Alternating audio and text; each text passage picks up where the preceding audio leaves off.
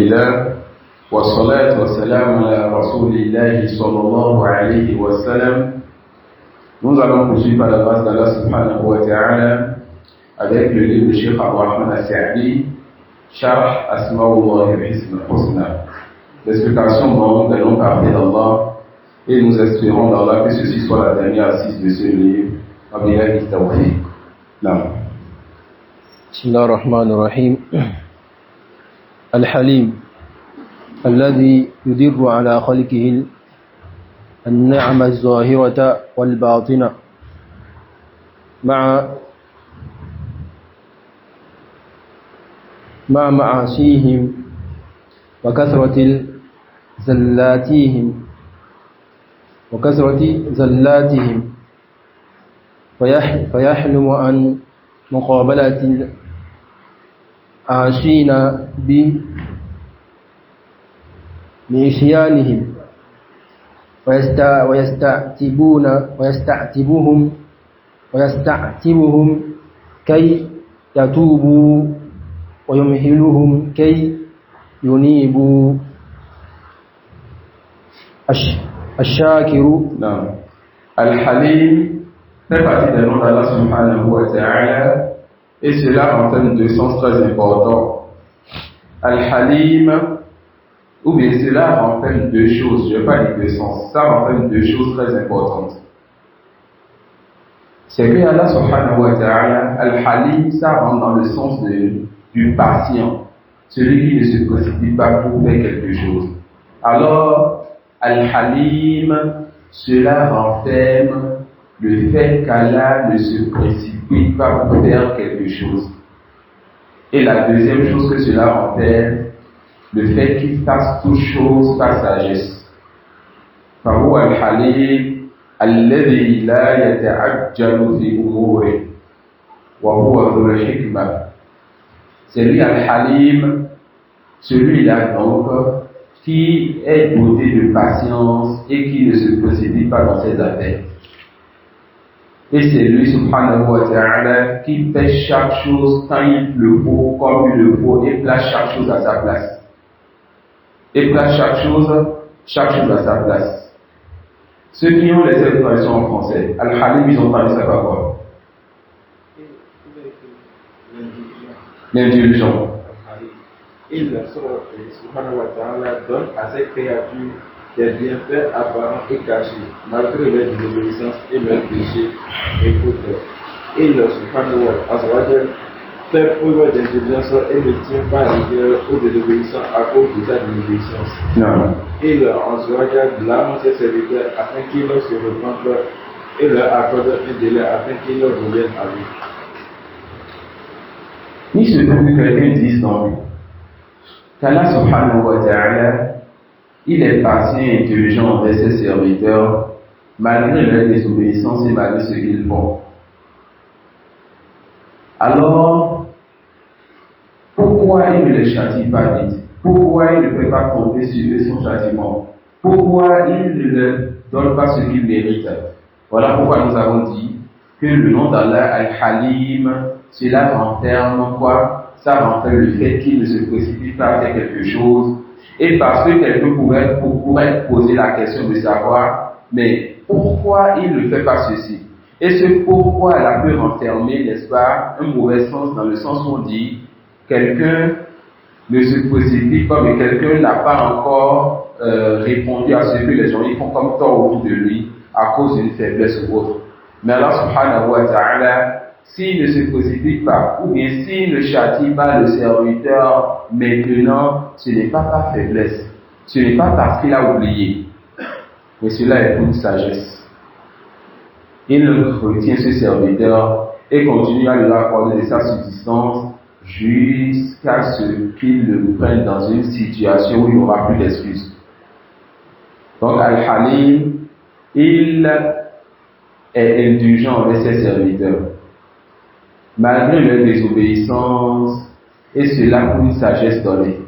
Ça peut aller, et cela pour une sagesse donnée. Donc son indulgence n'est pas par faiblesse. Et le fait qu'il ne châtie pas le désobéissant lorsqu'il a fait son péché ou sa désobéissance, ce n'est pas qu'il a été distrait ou il a oublié, Mais tout cela, c'est pour une sagesse donnée, subhanahu wa ta'ala, la yadullu rabbi wa la yansa. Non. Oui, celui qui est indulgent par sagesse, absence. Celui qui est indulgent par sagesse, non. الشاكر الشكور الذي يشكر القليل من العمل ويغفر الكثير من الزلل ويضاعف للمخلصين أعمالهم بغير حساب ويشكر الشاكرين ويذكر من ذكره ومن تقرب إليه بشيء من الأعمال الصالحة تقرب الله منه أكثر. نعم. ومن تطوع خيرا فإن الله الشاكر عليم إن ربنا لغفور شكور. Allah parmi ces noms, c'est lui Ash-Shakir et parmi ces noms, c'est lui Ash-Shakur. Celui-là donc qui est reconnaissant envers ses serviteurs. Comment il est reconnaissant envers ses serviteurs? Lorsqu'ils œuvrent, c'est lui qui multiplie la récompense de leurs œuvres. C'est lui en premier qui a donné du tawfiq à son serviteur et qui l'a permis, n'est-ce pas, d'aller vers l'œuvre. C'est lui qui a tourné le cœur du serviteur vers l'action. Et quand le serviteur fait l'action, c'est lui qui accepte l'action de son serviteur et c'est lui qui multiplie les récompenses de 10 à 700 et voire plus. Fahu Ash-Shakir Shakur, celui-là donc qui accorde et multiplie les récompenses de ses serviteurs, subhanahu wa ta'ala.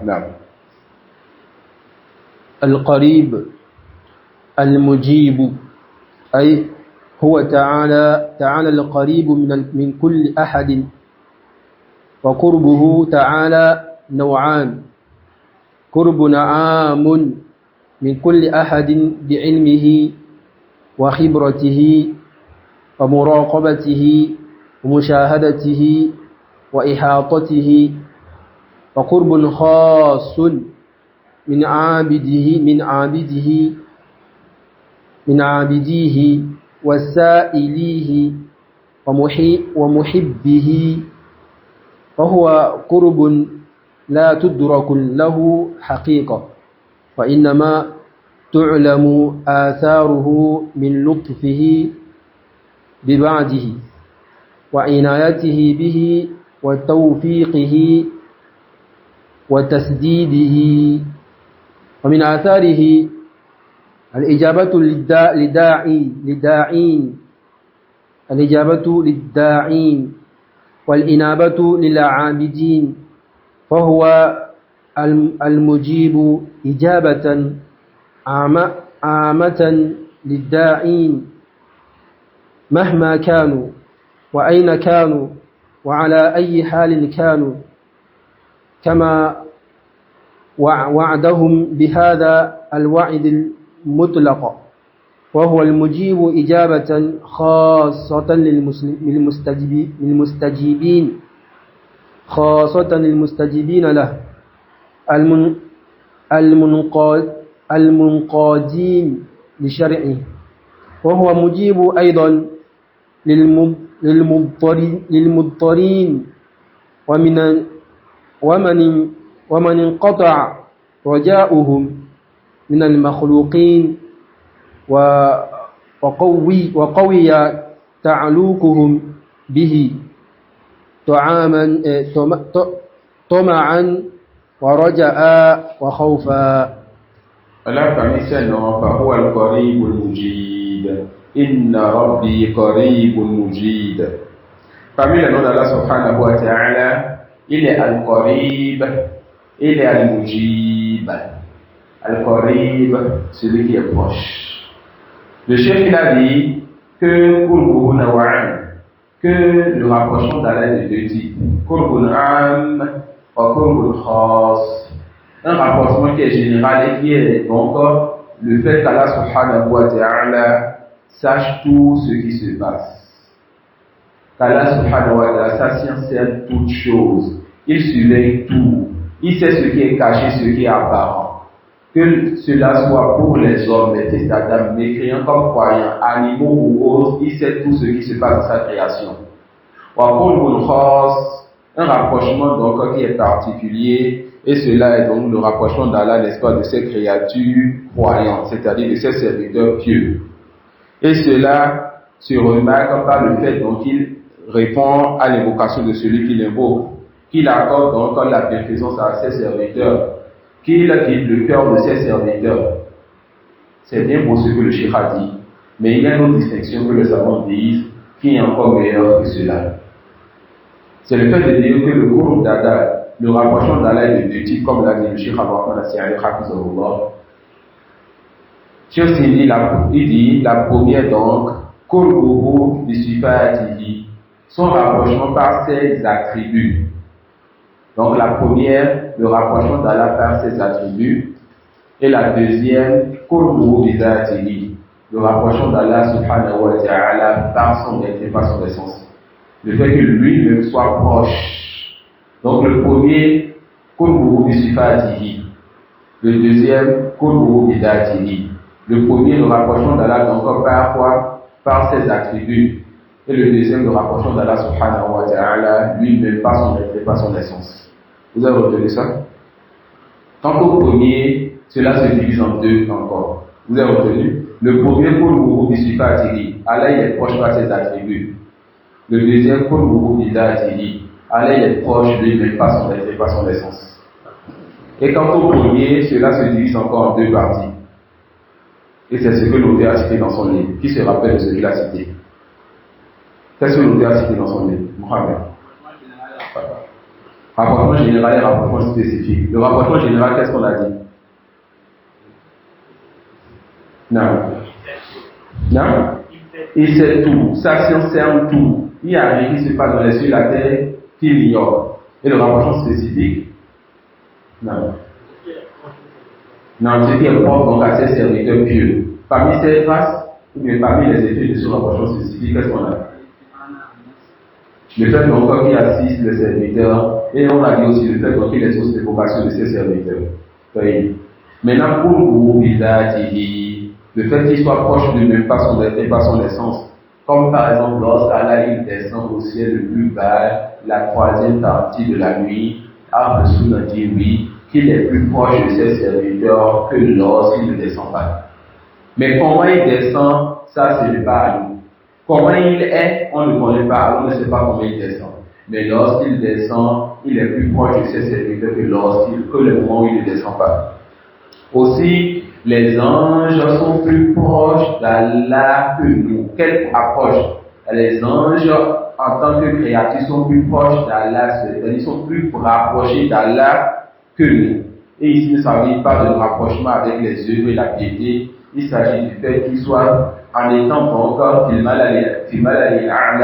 en étant encore en haut, ils soient plus proches d'Allah que nous. Ça peut aller. Donc, Ahl affirme pour Allah al-qurbu bi sifatihi wal-qurbu bi dhatihi wa la ishkala fi dhalik. Nous affirmons pour Allah qu'il soit proche de ses serviteurs par ses attributs. Il sait tout ce qui se passe, il n'y a rien donc qui manque à sa science. Et c'est lui qui soutient et supporte ses serviteurs, qui repose l'évocation de ses serviteurs. Et il est aussi proche par son être lorsqu'il descend au ciel le plus bas et lorsque il nous dit que les anges sont au ciel, alors les anges sont plus proches, sont plus rapprochés de lui par leur être que nous, les fils d'Adam qui sommes sur terre. Ça peut aller. Non. الكافي عباده جميع ما يحتاجون ويضطرون إليه الكافي كفاية خاصة من آمن به وتوكل عليه واستمد منه حوائج دينه ودنياه.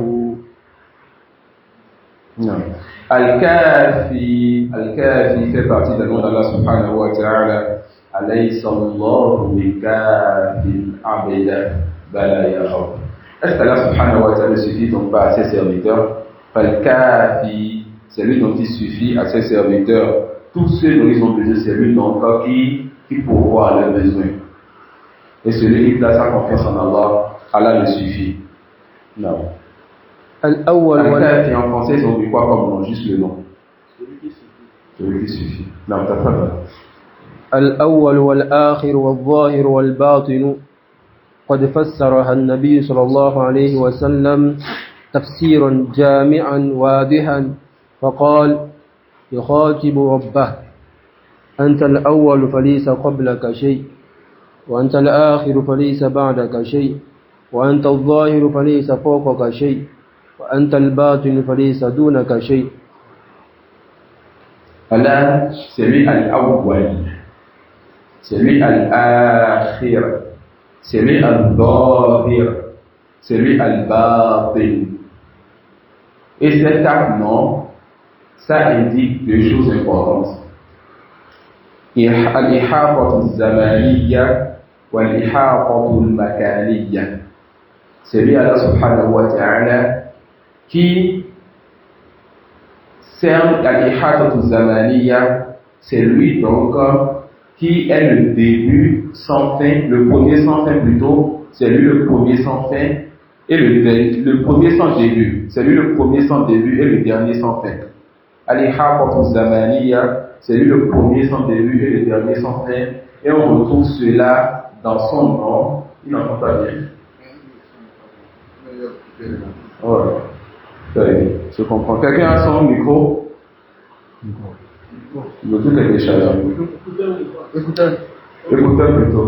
Ou bien regardez si vous pouvez retrouver le micro de Hamza. On est ça. Non, pas forcément là. C'est dans le sac quand même, normalement, Inch'Allah. Je ne sais pas où il met ça, c'est dans le sac.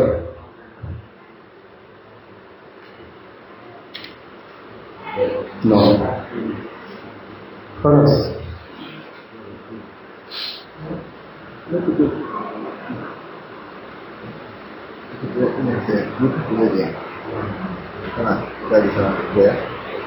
Ok, prenez ça.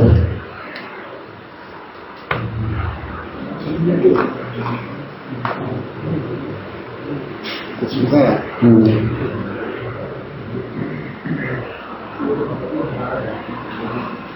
Ah, c'est tout là. Comment ça va? Ouais.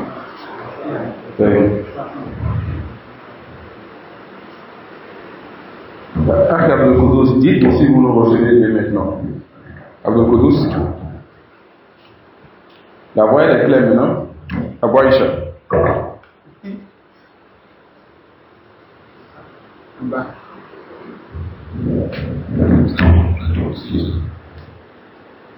Ça va, ça peut aller?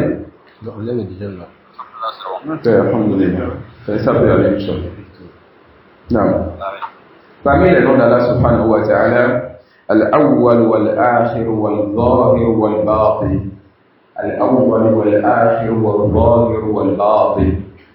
Son nom Al-Awwal wal-Akhir, fihi al-Ihaqatu al-Zamaniyya. C'est-à-dire, c'est lui qui couvre le temps. Comment il couvre le temps? C'est lui le premier sans début et le dernier sans fin. C'est lui le premier qui n'a pas eu de néant avant lui. Et c'est lui le dernier qui ne va jamais connaître la mort et qui ne va jamais périr. Et c'est lui donc qui va rester après que toute chose est périe. Et c'est pas lui, n'est-ce pas, que le paradis d'enfer, les gens du paradis de l'enfer vont rester. Ça suit. فهو الظاهر والباطن. الظاهر والباطن cela rappelle al-ihaqatu al-makaniyya. Al-ihaqatu al-makaniyya. Et c'est lui aussi qui couvre tous les lieux. فهو الظاهر وليس فوقه شيء. C'est lui al-zahir et il n'y a rien au-dessus de lui. Subhana rabbiyal a'la. Purité donc à mon Seigneur le très haut. Il est donc au-dessus de tout et rien n'est au-dessus de lui. Donc Al-Awwalu, c'est le premier sans début. Al-Akhiru, c'est le dernier sans fin. Al-Zahiru, il est au-dessus de tout et rien n'est au-dessus de lui. Wal-Batinu, laysa dunahu shay. C'est donc lui qui sert de sa science toute chose. Al-Batinu, laysa dunahu shay. c'est lui donc qui sert de sa science toute chose.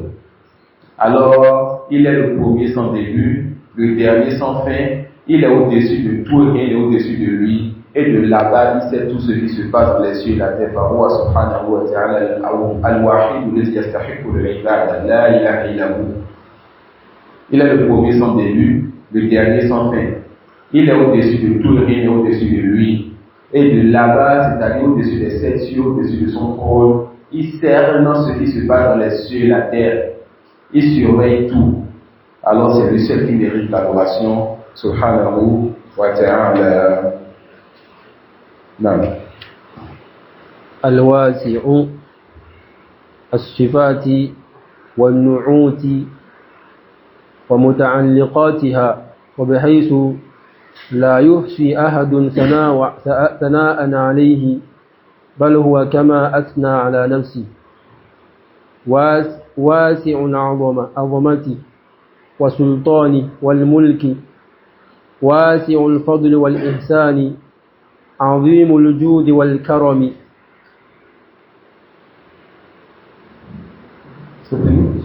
Non. Al-Wasi', ça fait partie des noms d'Allah subhanahu wa ta'ala, Fahu Al-Wasi'. Et ce nom d'Allah, cela en fait beaucoup de choses. C'est un nom qui regroupe beaucoup de choses. Car ça montre que c'est Allah qui est l'immense. Al-Wasi', c'est Allah qui est l'immense. Wallahu wasi'un alim. Allah il est immense et il sait tout. Il est immense donc dans sa science, sa science sert toute chose.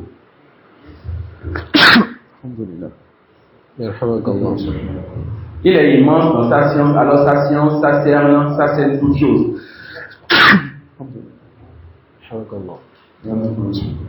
ربنا وسعت كل شيء رحمة وعلما. Oh notre Seigneur, tu as cerné de toutes choses ta science et ta miséricorde comme tout. Alors il est immense dans sa science, immense dans sa miséricorde. Il est immense dans sa science, immense dans sa miséricorde, immense dans sa générosité. C'est lui qui donne sans compter. C'est lui donc Al-Wasi'. Celui-là que les serviteurs ne peuvent pas louer à sa juste valeur, c'est-à-dire ils ne peuvent pas le louer comme il mérite. Quelles que soient les louanges qu'ils feront pour lui, Allah mérite encore plus que ce qu'ils font pour lui comme louange. فهو الواسع والله واسع عليم. نعم. الحادي الرشيد أي الذي يهدي ويرشد عباده إلى جميع المنافع وإلى دفع المضار ويعلمهم ما لا يعلمون ويهديهم بهداية التوفيق والتسديد ويلهمهم التقوى ويجعل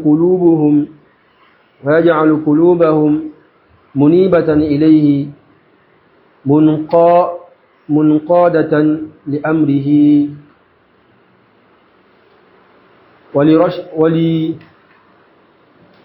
ولرشيد بمعنى الحكيم فهو الرشيد في أقواله وأفعاله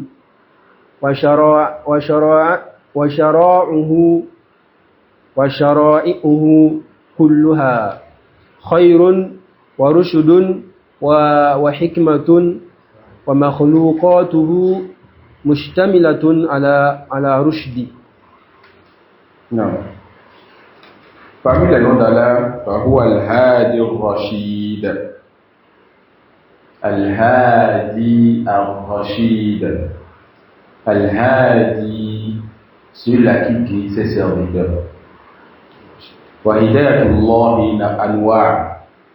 Et la guidée d'Allah est de plusieurs types. Les savants disent, Allah subhanahu wa ta'ala dit, Wallahu yahdi man yasha'u ila siratil mustaqim. Allah guide qui veut vers le droit chemin. On a al-hidayatul 'amma la guidée générale. ربنا الذي أعطى كل شيء خلقه ثم هدى. Notre Seigneur donc qui a donné à chaque chose sa forme, celui qui a créé chaque chose ensuite l'a guidé. C'est-à-dire il a guidé chaque chose vers ce qui lui sera bénéfique dans les cieux et la terre. C'est lui qui a créé la fourmi et a guidé la fourmi vers ce qui lui sera bénéfique sous terre. Comment vivre sous terre et comment construire, comment vivre, etc. C'est lui qui a créé l'homme et les animaux et qui a guidé chaque chose vers ce qui lui sera bénéfique sur terre. C'est lui qui a créé les oiseaux et qui les a guidés vers ce qui lui sera bénéfique dans l'espace. Al-Hidayatu al-Amma, la guidée générale. Al-Hidayatu al-Amma, la guidée générale, c'est lui donc qui a tout créé, qui a tout façonné et qui a donc participé à chaque chose, le fait de connaître ce qui lui sera bénéfique. La deuxième catégorie, ce que les savants appellent al-hidayatu ou hidayatu tawfiq et hidayatu al-irshad. Ce que les savants appellent hidayatu al-irshad. Et il s'agit du fait qu'Allah subhanahu wa ta'ala envoie donc les messagers, fasse descendre les livres, envoie les prêcheurs, prédicateurs et savants afin d'enseigner donc à une communauté ce qui leur sera bénéfique dans la religion. Une partie peut accepter et une partie peut refuser, comme nous le savons. Alors, l'envoi des livres, l'envoi des messagers, tout cela, l'envoi des livres, l'envoi des messagers, on appelle ça comment? Hidayatul irshad, ou hidayatul dilala. Le fait donc que la voie droite soit montrée aux gens. Le fait que la voie droite soit montrée donc aux gens. Wa amma Thamoud fahadaynahum. Allah dit, quant à Thamoud, on les a guidés. Qu'est-ce qui s'est passé? Fastahabbul ama ala al-huda. Ils ont préféré donc l'égarement à la guidée. La première partie du verset, Hidayatul irshad. Allah a fait descendre les livres et envoyé les messagers à ce peuple de Thamoud. Et c'est ça qui nous intéresse ici. Et la troisième catégorie, donc, Hidayatul tawfiq. Le fait qu'Allah guide le cœur du serviteur, car il voit que celui-là mérite ce bienfait qui est la guidée. Allah guide le cœur du serviteur, il accepte donc la vérité, se cramponne à la vérité, et c'est lui donc le bien guidé. Wallahu yahdi ila dar salam wa yahdi man yasha'u ila siratin mustaqim. Wallahu yahdi ila dar salam. Allah guide donc vers la vie dernière. Allah guide donc vers cette vie où il y a la paix, il y a le repos, il y a le bonheur. Cette première partie du verset, ça montre quoi? Ça montre hidayatul irshad. Car là, on fait descendre les livres, il fait descendre les livres, envoie les messagers, afin que les gens puissent savoir ce qui leur sera bénéfique pour entrer au paradis. Et la suite dit en même temps, wa yahdi man yasha'u ila siratin mustaqim. C'est-à-dire, il envoie donc la révélation à tout le monde et choisit parmi ses serviteurs ceux-là qui méritent donc, ceux-là, et c'est lui Al-Khabir qui connaît le contenu des poitrines, il va choisir parmi donc eux, ceux-là qui méritent donc que le cœur soit tourné vers la vérité et que ces gens acceptent donc la vérité. Donc l'idée à Tawfiq, c'est le fait qu'Allah subhanahu wa ta'ala tourne le cœur de certains de ses serviteurs, et ça c'est une grâce qu'il donne à qui il veut, il n'injuste envers personne. Chaque personne sait ce qu'il veut, et il sait que s'il donnait donc cette idée-là à certains, il n'allait pas donc connaître la valeur de cela. Alors il donne ça à celui qui mérite, et la peau est levée sur celui qui n'accepte pas la guidée, car il reçoit pleinement ce qui lui convient, ou bien ce qu'il faut pour que cette idée soit claire, pour que la vérité soit claire pour elle. Mais celui qui s'en détourne, c'est son choix. Allah subhanahu wa ta'ala n'aura pas été juste envers elle. On a vu trois alors. La guidée générale, la hidayat al-irshad, lorsqu'Allah fait descendre les livres, envoie les messagers. Hidayat al-tawfiq, lorsqu'Allah guide le cœur encore de certains de ses serviteurs. Et la quatrième, al-hidayat al-ukhrawiyya. Al-hidayat al-ukhrawiyya, c'est-à-dire la guidée le jour dernier, lorsque les gens du paradis vont connaître leur demeure au paradis, et lorsque les gens de l'enfer vont connaître les gens de l'enfer. Et aussi, cette guidée-là, ce bonheur, ce plaisir, cette grâce-là que les gens du paradis vont ressentir, lorsqu'ils vont dire louange à Allah qui nous a guidés vers ceci. وقالوا الحمد لله الذي هدانا لهذا إن الذين آمنوا وعملوا الصالحات يهديهم ربهم بإيمانهم تجري من تحتهم الأنهار. Subhanallah. Ceux qui ont cru et font de bonnes œuvres, leur Seigneur va les guider par leur foi, va couler sous le pied des ruisseaux. Va couler sous le pied des ruisseaux. Donc le jour dernier, Allah subhanahu wa ta'ala, c'est encore lui qui guide les gens vers la demeure éternelle. Le cheikh dit Al-Hadi Al-Rashid. Al-Hadi Al-Rashid. Al-Hadi fait partie des noms d'Allah. Al-Rashid fait partie des noms d'Allah. Donc c'est lui Al-Rashid, l'imam Al-Murshid, celui qui indique donc le chemin aux gens. Et ça revient encore sur le sens du nom Al-Hadi. Ça revient encore sur le sens du nom d'Allah Al-Hadi. Mais Al-Rashid en termes de deuxième sens, Fahu Al-Rushd. Zu Al-Rushd. Zu Al-Rushd. D'accord? Et ça revient vers le sens du nom d'Allah Al-Hakim, car c'est lui subhanahu wa ta'ala qui est lui-même bien guidé, c'est-à-dire il est sur le droit chemin. Qala ta'ala inna rabbi ala siratin mustaqim. Mon Seigneur est sur une voie droite. Mon Seigneur est certes sur une voie droite. Donc c'est lui Al-Rashid, celui qui indique le droit chemin à ses serviteurs, celui qui envoie l'aspect de son révélation, envoie les messagers, celui qui tourne le cœur des serviteurs vers son obéissance. Et c'est lui Al-Rashid, c'est lui donc qui est sur le chemin vers lequel il appelle ses serviteurs. Non. Non, Al-Rashid, il n'y a pas une divergence sur ça. Non. Al-Rashid, il n'y a pas une divergence sur ça. Une divergence. Le cheikh dit لا أعلم دليلا على ثبوت هذا الاسم لا سيما ولا صفة أيضا. Cheikh dit qu'il ne connaît pas une preuve pour affirmer ce nom-là.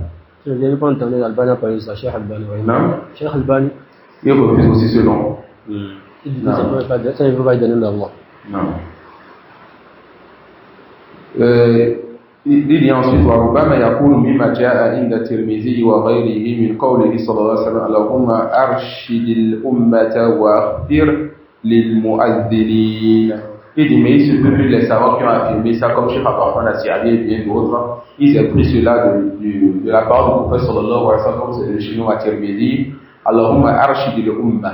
Au Seigneur guide donc la communauté. Et on a déjà vu plus d'une fois que certains savants font les shikok de certains mots pour sortir le nom d'Allah. Donc, il se peut qu'on n'ait pas une preuve fixe que tel est le nom d'Allah. Yani, le nom lui-même n'est pas venu, mais certains savants prennent ça du bas du shikok. Wallahu a'lam. Non. الحق في ذاته وصفاته فهو واجب الوجود كامل الصفات والنعوت وجوده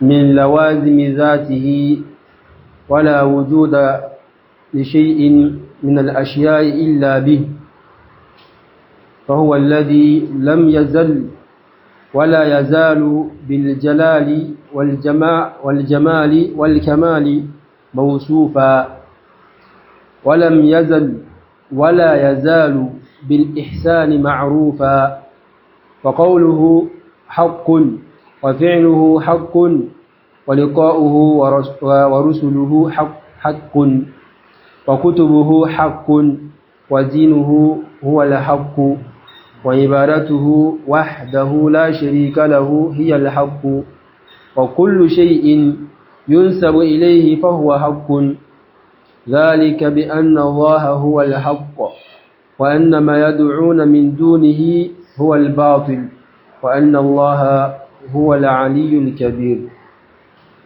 وقل الحق من ربكم فمن شاء فليؤمن ومن شاء فليكفر فماذا بعد الحق إلا الضلال وقل جاء الحق وزهق الباطل إن الباطل كان زهوقا. Al-Hadi Al-Rashid, comment ils avaient traduit les deux noms en français? Al-Hadi, il est celui qui dit Al-Rashid, c'est celui qui dit Al-Haqq. Al-Haqq fait partie des noms d'Allah subhanahu wa ta'ala. Al-Haqq fait partie des noms d'Allah. C'est qu'on veut dire, quand on dit le nom d'Allah, ce n'est pas donner une tradition linguistique seulement au mot arabe, mais c'est de comprendre le fond de ces noms afin de pouvoir méditer sur cela, évoquer Allah avec cela, de nous rapprocher de lui par cela. Et c'est l'une des raisons pour lesquelles je ne reprends plus vers le livre en français. Il y a Al-Haqq. Al-Haqq fait partie des noms d'Allah subhanahu wa ta'ala. Et cela entraîne plusieurs choses dont les plus importantes sont trois. فهو متحقق الوجود فهو واجب الوجود بنفسه. Ça c'est une expression, ça fait partie des termes de manière de cas. واجب الوجود. Ce qui existe est de plusieurs types. Il y a ce qu'on appelle واجب الوجود, ممكن الوجود, مستحيل الوجود. واجب الوجود ما وجوده وجود ذاتي. Ce dont son existence est une existence qui est liée à son essence. Son existence est obligatoire. Ce qui ne peut qu'exister, cette chose ne peut même pas disparaître ou ne pas exister. Et c'est une seule chose, c'est Allah subhanahu wa ta'ala. فَهُوَ وَاجِبُ الْوُجُودِ. Son existence est l'un de ses attributs d'essence. L'existence est un attribut d'essence pour Allah. La yanfaku anhu. Il doit exister et il ne peut qu'exister. Ça peut aller. Et quand on dit mumkin al-wujud, ce qui peut exister comme ça peut ne pas exister. Et ça c'est nous. Ça peut aller. Wa mustahil al-wujud, ce qui ne peut même pas exister, comme une autre divinité à part Allah qui mériterait l'adoration. Donc Allah c'est lui al-haqq, mutahaqqiq al-wujud. Quand on dit c'est lui al-haqq, c'est lui donc qui mérite, qui doit exister. Deuxième sens, fahuwa rabbul haqq wal ilahul haqq. Deuxième sens, c'est lui le Seigneur réel et la divinité réelle qui mérite l'adoration. La rabba siwa wa la ilaha ghayruhu. Il n'y a aucun autre Seigneur à part lui. Oui, il n'y a aucune divinité qui mérite l'adoration à part lui. Troisième sens, annahu zul haqq fi kulli ma yudafu ilayhi. C'est lui donc qui est celui qui a tout ce qu'on lui attribue est vérité. Tout ce qu'on lui attribue est vérité. Alors sa parole est vérité. Le Coran est donc et les livres sont vérité. Sa religion est vérité. C'est lui qui dit la vérité. Son jugement est vérité et justice. Fala ilaha illa hu. Aucune divinité ne mérite l'adoration en dehors d'Allah. Donc Al-Haqq fait partie des noms d'Allah et Al-Haqq fait partie des attributs d'Allah. Wa billahi tawfiq. Avec cela nous avons fini avec les noms parfaits d'Allah, comme celui dans les Cheikh Al-Rahman As-Sa'di. On demande à Allah subhanahu wa ta'ala de nous permettre de méditer sur ce que nous avons retenu de ce cours, afin de nous rapprocher de lui. Car la meilleure des sciences, c'est la science qu'on veut étudier. Car dans cette science, nous avons cherché à connaître ce qui notre Seigneur subhanahu wa ta'ala. Dans cette science, on a appris c'est qui celui qui nous a créés. إذا لم يفدك العلم شيئا فليتك ثم ليتك ما علمت. Si la science que tu étudies ne t'est aucunement bénéfique, alors si seulement tu n'avais pas étudié. Car celui qui étudie, qui n'arrive pas à profiter de sa science, cette personne a cette levée la main contre elle. Ibrahim. Pour Al-Haqq,